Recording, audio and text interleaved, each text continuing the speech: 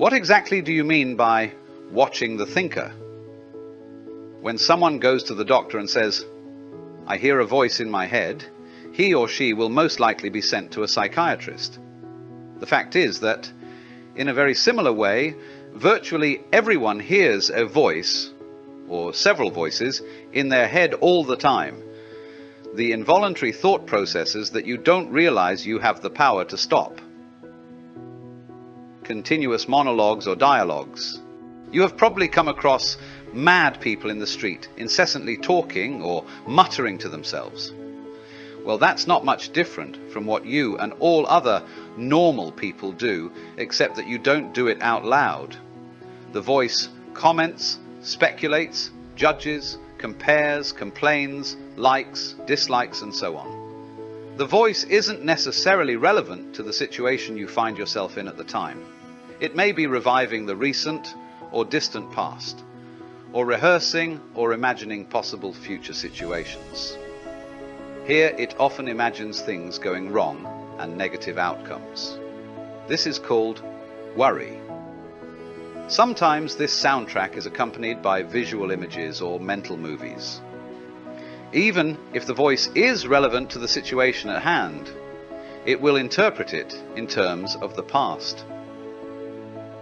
This is because the voice belongs to your conditioned mind, which is the result of all your past history, as well as of the collective cultural mindset you inherited. So you see and judge the present through the eyes of the past and get a totally distorted view of it. It is not uncommon for the voice to be a person's own worst enemy. Many people live with a tormentor in their head that continuously attacks and punishes them and drains them of vital energy. It is the cause of untold misery and unhappiness, as well as of disease. The good news is that you can free yourself from your mind. This is the only true liberation. You can take the first step right now. Start listening to the voice in your head as often as you can. Pay particular attention to any repetitive thought patterns, those old gramophone records that have been playing in your head, perhaps for many years. This is what I mean by watching the thinker, which is another way of saying, listen to the voice in your head. Be there as the witnessing presence. When you listen to that voice, listen to it impartially. That is to say, do not judge. Do not judge or condemn what you hear, for doing so would mean that the same voice has come in again through the back door. You'll soon realize, there is the voice, and here I am listening to it, watching it. This, I am realization, this sense of your own presence is not a thought.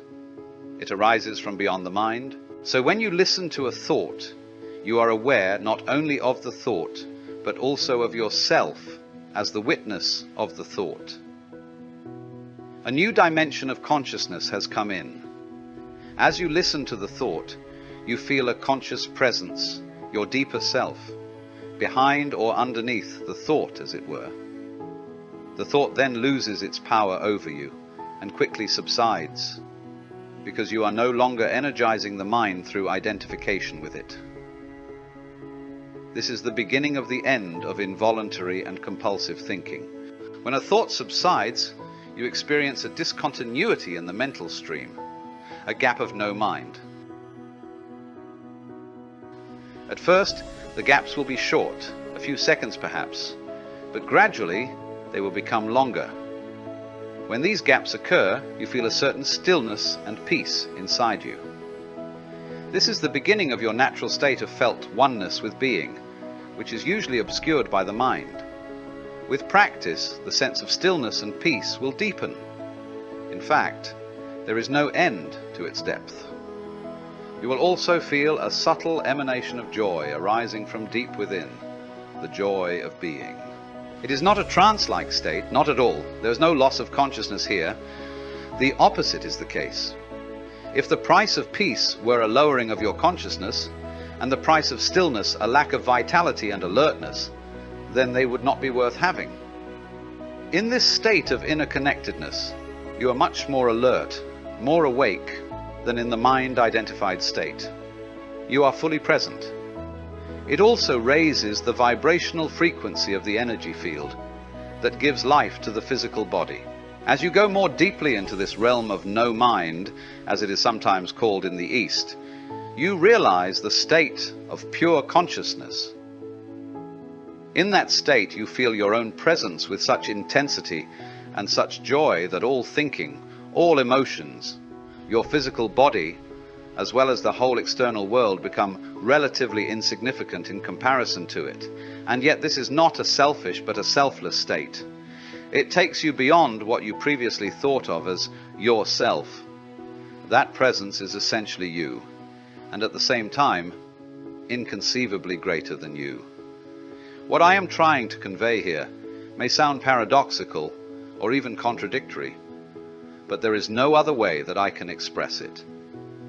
Instead of watching the thinker, you can also create a gap in the mind stream simply by directing the focus of your attention into the now. Just become intensely conscious of the present moment. This is a deeply satisfying thing to do. In this way, you draw consciousness away from mind activity and create a gap of no mind in which you are highly alert and aware, but not thinking. This is the essence of meditation. In your everyday life, you can practice this by taking any routine activity that normally is only a means to an end and giving it your fullest attention so that it becomes an end in itself. For example, every time you walk up and down the stairs in your house or place of work, pay close attention to every step, every movement, even your breathing. Be totally present. Or when you wash your hands, pay attention to all the sense perceptions associated with the activity. The sound and feel of the water, the movement of your hands, the scent of the soap, and so on. Or when you get into your car, after you close the door, pause for a few seconds and observe the flow of your breath.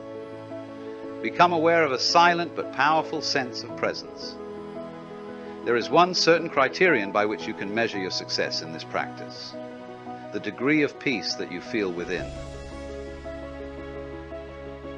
So the single most vital step on your journey toward enlightenment is this: learn to disidentify from your mind. Every time you create a gap in the stream of mind, the light of your consciousness grows stronger. One day, you may catch yourself smiling at the voice in your head, as you would smile at the antics of a child. This means that you no longer take the content of your mind all that seriously, as your sense of self does not depend on it.